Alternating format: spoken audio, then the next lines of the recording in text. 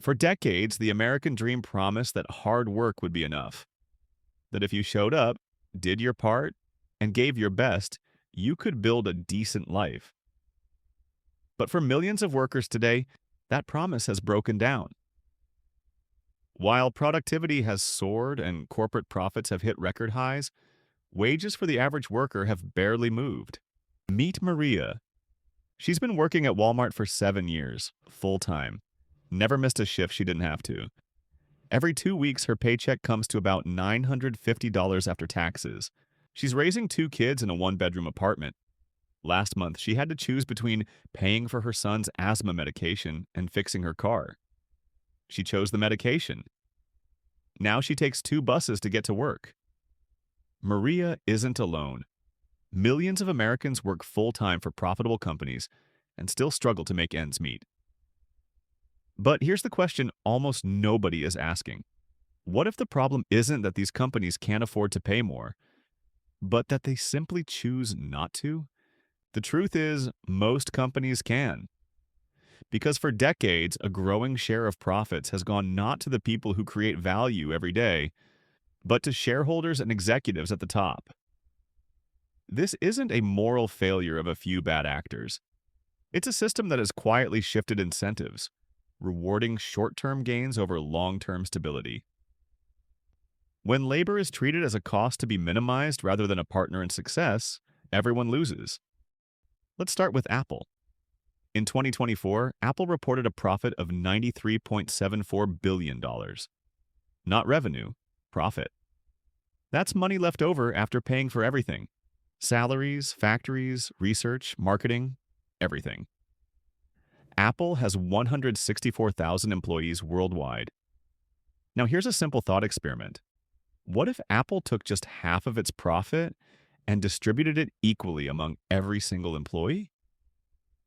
Each employee would receive an additional $285,792 per year, nearly $286,000, on top of their current salary.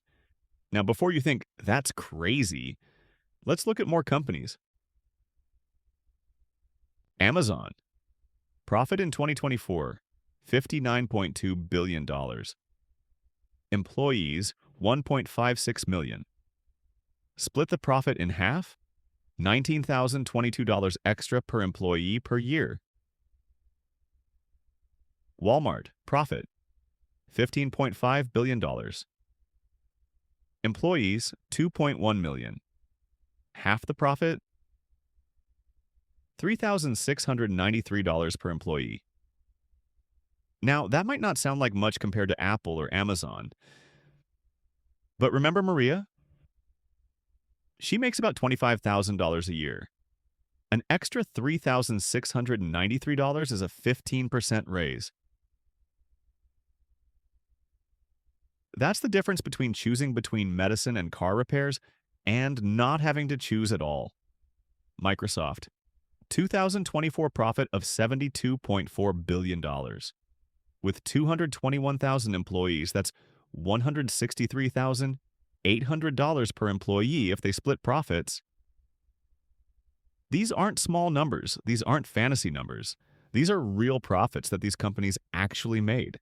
The question is, who deserves to benefit from them? Let's go back to Maria. With an extra $3,693 a year, she could move her family to a two-bedroom apartment. Her kids could each have their own room. She could afford her son's medication and fix her car. Maybe even start saving a little. Meet James. He's worked at an Amazon fulfillment center for 3 years. He's got $60,000 in student loan debt. At his current pace, he'll be paying it off for 20 years. With an extra $19,000 a year, he could be debt-free in 5 years.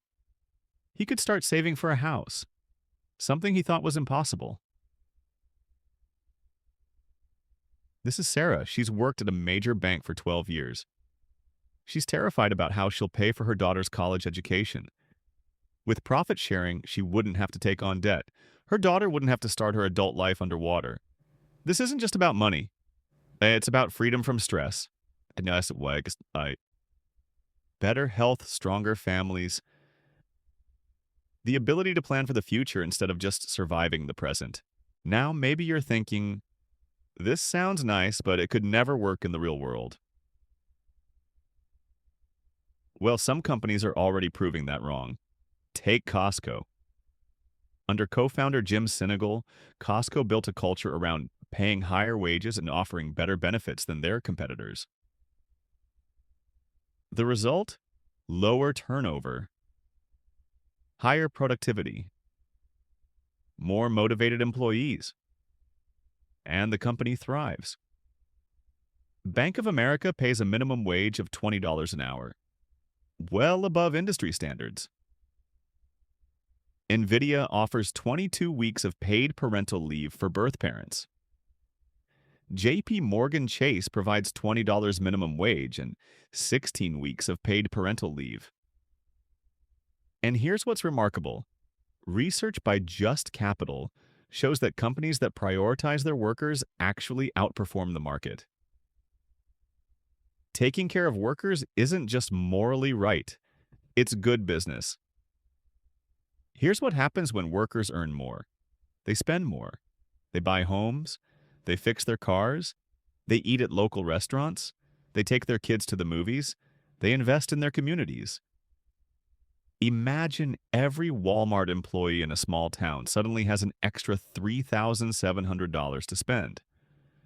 Local businesses see more customers. The housing market strengthens. Tax revenues go up, which means better schools, better roads, better services. Communities with more financial security have less crime, better health outcomes, stronger social bonds. Kids who grow up in financially stable homes do better in school and have better life prospects. When you lift up workers, you lift up entire communities. Now, let's address the elephant in the room. Some people will tell you this is socialism, that if we don't give shareholders 100% of the profits, companies will fail. The economy will collapse. The sky will fall. Let's be clear. This isn't socialism. This isn't government control. This is capitalism with a conscience. Companies would still keep half their profits for reinvestment, dividends, and growth. Shareholders would still make money. This wouldn't destroy them. It would strengthen them. When employees feel a direct financial stake in the success of the company, they stop working for a wage and start working like an owner. They become more efficient, more innovative, and more invested. They are more likely to monitor the quality of their own work and the work of their team. Lower turnover saves money on hiring and training. Motivated employees provide better service, which creates loyal customers. Companies that treat workers well attract better investors, ones who value long-term stability over short-term gains. And this doesn't have to happen overnight. Companies can phase it in gradually, finding the right balance for their business model. Here's the truth. The people who stock your shelves, pack your boxes, and serve your coffee aren't just labor costs.